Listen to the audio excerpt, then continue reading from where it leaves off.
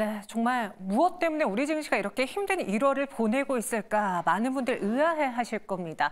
우리가 연초부터 들었던 지정학적 리스크가 있긴 한데 사실 우리가 가까운 지역에서 지정학적 리스크가 불거지는 건 아니었거든요. 물론 북한의 계속된 강경 발언이 있긴 했지만 왜 국내 증시가 그 어떤 증시보다 많이 밀리고 있을까? 그 이유를 한번 찾아보도록 하겠습니다. 이 바닥 없이 밀리는 코스피 대체 왜 그럴까? 가장 큰 대표적인 이유는 원달러 환율에서 찾아보실 수 있습니다. 지금 원달러 환율이 2달 만에 다시 최고치를 기록하고 있습니다. 원달러 환율이 계속 높아진다면 외국인과 기관 투자자들의 자동 프로그램 매도를 유발하는 가장 큰 원인으로 보고 있는데요.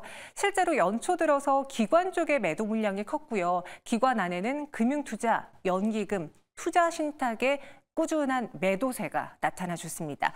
보시죠.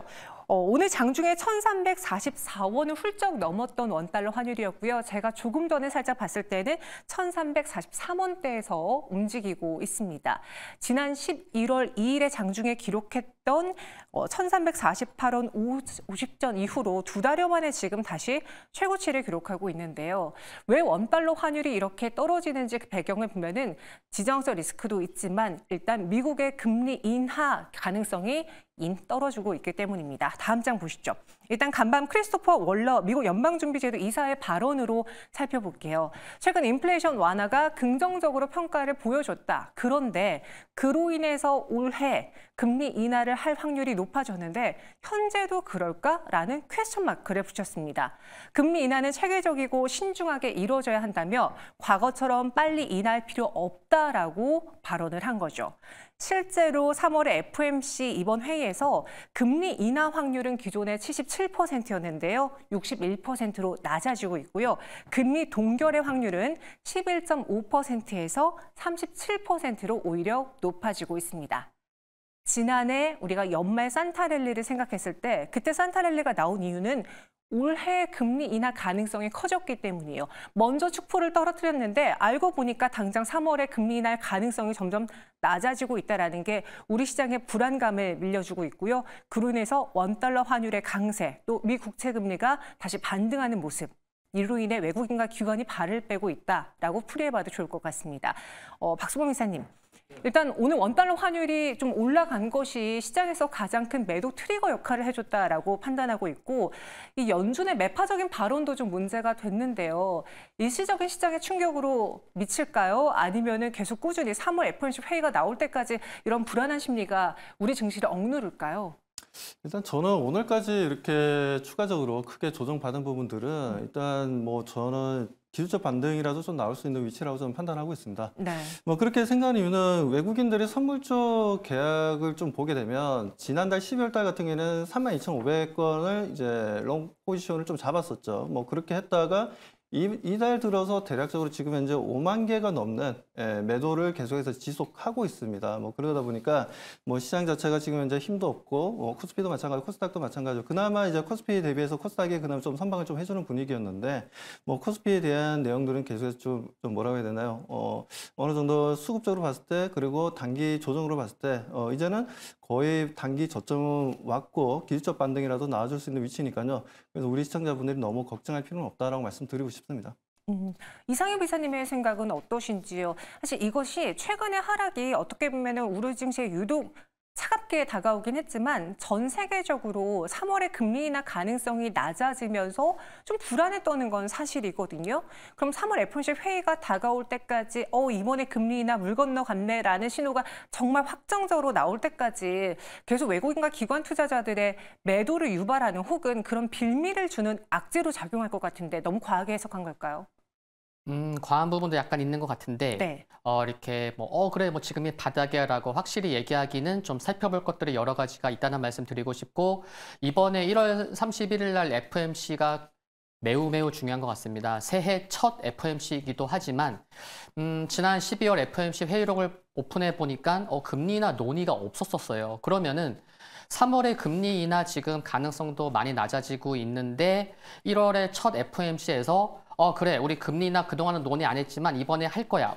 뭔가 좀 이렇게 스탠스 변화가 있으면 3월에 금리 인하 할 수도 있겠는데 확률은 낮지만 이런 기대감도 있을 수 있겠지만 1월 FOMC 살펴보니까 역시나 그래 확률도 낮아지고 있는데 3월 FOMC에서 금리 인하 없을 것 같은데 뭔가 그 기로점에 있는 게 1월 FOMC다라는 거 굉장히 중요한 것 같고 시장에서는 지금 QT 매월 800억 달러 아직도 긴축하고 있습니다. 그래서 그 긴축 좀 이렇게 축소할 거야라는 것도 언급할 수 있지 않을까라는 그런 뭐 가능성, 개연성도 좀 얘기 나오고 있지만 그거는 뭐 뚜껑 열어봐야 될 것 같고 근데 중요한 게 뭐냐면은 FOMC 중요하죠. 근데 FOMC 끝나고 며칠 후에 바로 구정에 들어갑니다. 보통 구정 전에 거래일수로 이틀밖에 안 쉬어서 아예 뭐 괜찮을 거야 라고 할 수 있을지 모르겠지만 구정 전에는 또 매수 강도가 좀 약해질 수 있거든요. 그럼 FOMC에 따라서 안 좋으면 구정까지도 그럼 구정 지나면은 바로 2월 중순인데 이때부터가 중요합니다. 왜냐면은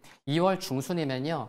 1분기 실적 발표 다 합니다. 그러면 2월 중순부터 1분기 모멘텀이 없어져요. 그러면은 네. 그래서 FOMC부터 뭔가 선순환 될 수 있게끔 좋은 소식이 나오면 좋은데 그렇지 않으면은 2월 달은 그동안 이제 미국의 대선에 있을 때도 변동성이 컸었던 시기였기 때문에 결론적으로 말씀을 드리면은 지수가 좀 기술적 반등은 나올 수 있을 것 같아요. 그런데 구정 전까지 반등이 나온다고 하면 뭐 얼마나 많이 나올지는 모르겠지만 현금이 없으신 분들은 좀 현금을 좀 챙겨두는 게 맞지 않을까. 뭐 그런 전략 좀 생각해 보고 있습니다. 네, 이외에도 주요 통화의 약세가 지금 달러 반등을 뒷받침하고 있습니다. 가까운 일본을 한번 확인해 보도록 하죠. 달러엔 상승이 계속 나타나고 있는데요. 130엔대까지 떨어졌던 엔달러 환율이 어느 순간 147엔대까지 올라왔습니다. 이제 일본 하면 통상적으로 저금리를 고수하고 있다는 거 알고 계시죠? 그런데 올해 들어서는 일본이 다시 통화정책 피봇 기대가 있고 정상화될 것이다, 금리가 인상될 것이다라는 전망이 있었습니다. 그런데 최근에 일본에서 강진이 나타나면서 이 통화정책 피봇이 지연될 것이라는 생각이 그런 전망이 나오자 다시 엔달러 환율이 오르고 있는 거고요. 이 엔달러 환율이 상승을 하자 오히려 니케이 증시는 상승세를 보여주면서 지금 지난 1년 전과 비교해보면요. 지수는 고공행진을 나타내고 있습니다. 일본 특히 반도체의 경우에는 수출 의존도가 높기 때문에 이 엔달러 환율이 오를수록 이 수출업체의 경우에는 웃음을 지으며 실적을 다 고스란히 수익으로 받아갈 수 있기 때문에 오히려 우리 증시에서는 발을 빼는 뭐 외국인이라든가 투자자들이 이 일본 증시로 넘어갈 수도 있다. 이건 역시도 국내 증시의 지금 매력도를 떨어뜨린 요인이다라고 분석하신 분들도 계시거든요. 일본 증시가 이렇게 오르는 동안 우리 증시는 오히려 1월 들어서 크게 하락하고 있고 여기 반도체 지수도 좋지만은 않은 상황인데 서로 이렇게 역방향을 가고 있다라고 판단해도 되는 건지 박수봉 이사님. 자, 지금 현재 뭐 일본 니케이 지수 뭐 전 세계에서 가장 뜨거운 증시죠. 네. 니케이 지수 상당히 좀 강한 상승 흐름을 좀 보여주고 있는데 JOB 쪽에서도 금리 인상에 대해서는 지금 현재 고려하고 있지 않다라는 얘기들이 좀 나와주고 있습니다. 일본 현지에서 뭐 그렇기 때문에 그 이유는 지금 현재 마이너스 금리를 유지를 하고 있으면서 지금 뭐 일부 인플레이션 현상도 좀 보여주고 있지만 감내할 정도의 뭐 인플레이션이지 정말 인플레이션이 크게 형성될 것으로 보고 있지 않고요. 그리고 지금 반도체 쪽도 보면 반도체 특히나 지금 반도체가 이제 미세형 공정으로 좀 넘어가게 되면 국내 반도체 소재 부품 장비 업체들 중에 정말 그걸 따라갈 수 있는 업체들이 많지가 않습니다. 그런데 일본 같은 경우에는 오히려 지금 미세 공정으로 들어가면 들어갈수록 지금 그 부분에 있어서 준비하고 있는 기업들이 너무나 많다라는 거죠. 그래서 지금 이제 어떻게 보면 SK 하이닉스도 마찬가지고 삼성전자도 마찬가지고 이런 종합 반도체 업체들은 영향이 없겠지만 소재 부분 장비 쪽 같은 경우에는 일본의 영향을 받고 오히려 지금 현재 실적이 악화되면서 반도체 시장이 좋아진다 하더라도 실적이 악화되면서 안 좋아질 수 있는 회사들도 좀 많이 있다라는 겁니다. 그런 부분들에 있어서 뭐 그런 부분들도 지금 현재 일본 니케이 지수의 상승에 커다란 좀 움직임을 가져가는 부분에 있어서 좋은 움직임을 가져가고 있다라고 말씀을 좀 드리고 싶습니다. 아무튼 이렇게 해서 지금 일본 시장은 좋아지고 있고 한국 시장이 조금 나빠지고 있어서 솔직히 뭐 기분은 그렇게 좋지는 않습니다만 네. 아무튼 뭐 이런 부분들이 뭐 우리나라도 빨리 소재 부분 장비 쪽에 미세 공정 쪽으로 해서 좀 뭔가 새로운 기술력을 보여주는 중소기업들이 좀 많이 나타나게 좀 기대해 보겠습니다. 안 좋은 이야기를 찾아보다 보니까 정말 많은 변수들이 있는데요. 조금 전까지는 이 달러 환율에 영향을 미치는 외국인과 기관 투자자들 수급에 영향을 미치는 이슈를 찾아봤다면은 이제는 조금 더 실적단으로 들어와 보도록 하겠습니다. 국내 증시는 중화권 증시와 동향을 좀 같이 보이는 경우가 많죠. 그런데 연초부터 중화권 증시는 하락세가 좀 깊게 나타나고 있습니다. 인민은행이 예상 밖의 중기 유동성 지원 창구 금리를 동결하면서 시장은 실망을 했고요.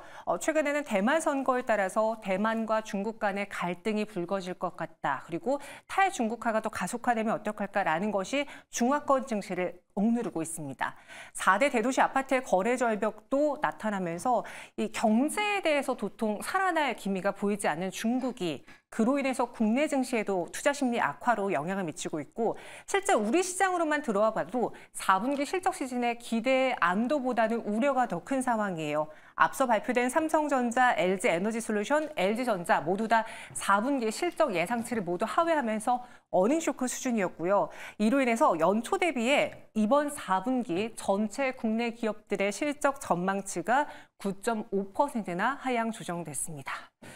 이상현 변호사님, 이렇게 본다면 지금 거시적인 문제뿐 아니라 우리가 종목으로 대응하기에도 너무나 힘든 시장이 1월 달에 나타날 수도 있다는 생각이 드는데 어떻게 보면 또 반대로 위기는 기회라고 4분기 털고 내년 1분기에 나타난다면 기저효과를 또 강하게 볼 수도 있잖아요. 지금 실적단으로 접근해 봤을 때는 기대를 해도 되는 타이밍입니까? 아니면은 4분기 여파가 1분기까지 이어질 거라고 보십니까? 네, 지금 투자 심리가 굉장히 위축된 부분이 있어서 그렇다고 좀 긍정적으로 보려고 하더라도 나 실적 확인하고 접근할래. 뭐 한 3천만 원 살려는데 확인하고 한 1,000만 원만 살까? 굉장히 투심이 위축됐다는 게 매매 관점에서 실질적으로 영향을 좀 미치고 있다라고 볼 수가 있을 것 같고요.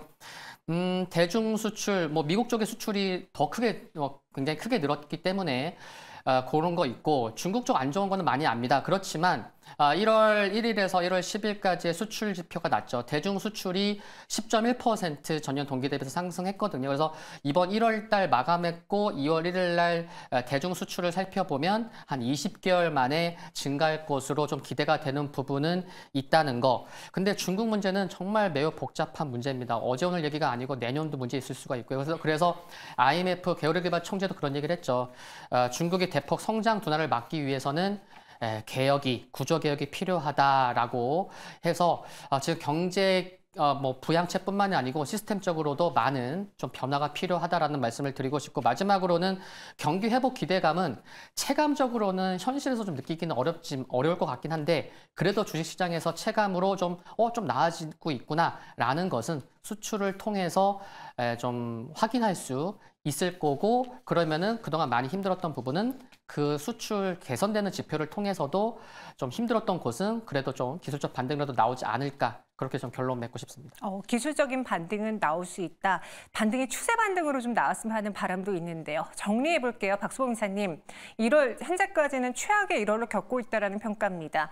남은 1월 과연 우리는 어떤 전략으로 시장을 버틸 수 있을지 박수범 이사님만의 생각 그리고 원래는 저희가 시초가 공략주로 좀 단기로 보는데 남은 1월 동안 수익을 낼 수 있을 만한 그런 시초가 공략주 있을지 종목도 공개해 주시죠.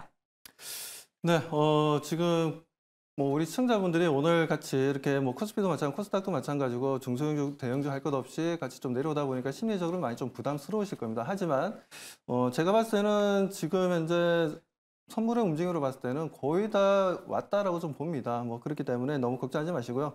내일은 어떻게 하든 기술적 반등이라도 좀 나와줄 수 있으니까 내일 좀 기대해 주시고 그렇다면 우리가 그 부분에 있어서 바라봐야 될 종목을 좀 한 종목을 좀 말씀드리자면 저는 삼성 바이오로직스를 좀 말씀을 좀 드리고 싶습니다. 이 시간대 제가 한번 가지고 나온 적도 있었던 것 같아요. 과거에 가지고 나온 적도 있는 것 같은데 네. 아무튼 삼성 바이오로직스가 오늘 마이너스 1.3%로 좀 마감이 되긴 했지만 그래도 이동 평균선도 지금 정배열화되어 있는 부분이고 상승 추세를 좀 만들어 나가는 위치에 좀 놓여 있습니다. 기술적으로 보더라도 뭐 이런 흐름들을 만들어주는 게 삼성 바이오로직스가 CMO라든가 CDMO 쪽에 매출이 좀 증가하고 있고. 그러다 보니까 작년에 매출도 좋았지만 영업이익이 최초로 1조 원을 넘어설 것이다라는 이제 긍정적인 이슈가 계속 시장에 좀 나와주고 있고요. 뭐 그러다 보니 다른 뭐 셀트리온이라든지 아니면 SK바이오팜이라든지 여러 제약 바이오주들이 좀 하락을 하고 있는 가운데 삼성바이오로직스는 그들에 비해서는 상당히 견고한 흐름들을 보여주고 있다는 부분들에 있어서 저는 삼성바이오로직스를 오히려 좀 더 우리가 좀 관심 가지고 대응해 볼 수 있는, 지금 현재도 매수해 볼 수 있는 좋은 가격대를 형성하고 있다고 말씀드립니다. 일단 투자 전략에 있어서 이제 목표가를 좀 말씀드리겠습니다. 목표가는 저는 100만 원까지 바라보고 있고요. 자, 그리고 손절가는 70만 원으로 바라보고 있고 현재가 매수 시점으로 대응하셔도 좋다라고 말씀드립니다. 네, 삼성바이오로직스 지난주에도 시초가 공략주로 이야기해 주셨고요. 그 힘든 한 주 동안 그래도 3%의 수익을 내고 있는 상황입니다. 이 종목 추가적인 상승도 가능해 보인다. 이 종목으로 1월을 버텨보는 거 어떻겠느냐. 다시 한번 강조해 주셨고요. 이번에는 이상엽 이사의 시초가 공략주 들어볼게요. 단기 반등에 그칠 수 있다라는 이야기를 앞서 해 주셨어요. 그럼 내장 시초가 공략주도 단기 수익을 노릴 수 있는 종목일까요? 네, 이제 LNF를 뽑아봤습니다. 오늘 한 1.9% 하락했고, 약간 좀 윗골이 달렸지만, 오늘 코스닥 기관 순매수 1위인 종목입니다. 수급은 참 좋습니다. 그래서 코스피 이전 기대감이 계속해서 좀 시장이 어려울 때도 상대적인 강세를 보이고 있는 점 긍정적인데 2차 전지 섹터 분위기가 뭐 시장도 그렇지만 좋지 않다 보니까 나홀로 상승하기가 좀 여간 어려운 게 아닙니다. 그러다 보니까 상승도 좀 제한적일 수 있다는 거 그게 아쉽긴 하지만 그런 부분도 염두를 해야 될 것 같고요. 20만 원 이하에서 뭐 분할 매수 관점 괜찮을 것 같고 1차 매도가로는 한 23만 원, 손절가로는 17만 7,900원 보고 있습니다. 네, 그래서 단기적으로 코스피 이전 상장 기대가 있는 이슈가 있는 LNF로 공략해보는 게 어떻겠느냐. 목표 주가 23만 원, 손절가는 17만 7,900원 제시해 드렸습니다. 이렇게 두 분과 함께 오늘 시장의 하락 그리고 그 안에서 돌파할 수 있는 시가 공략주 소개해 드렸고요. 여기서 마무리해 보겠습니다. 고맙습니다.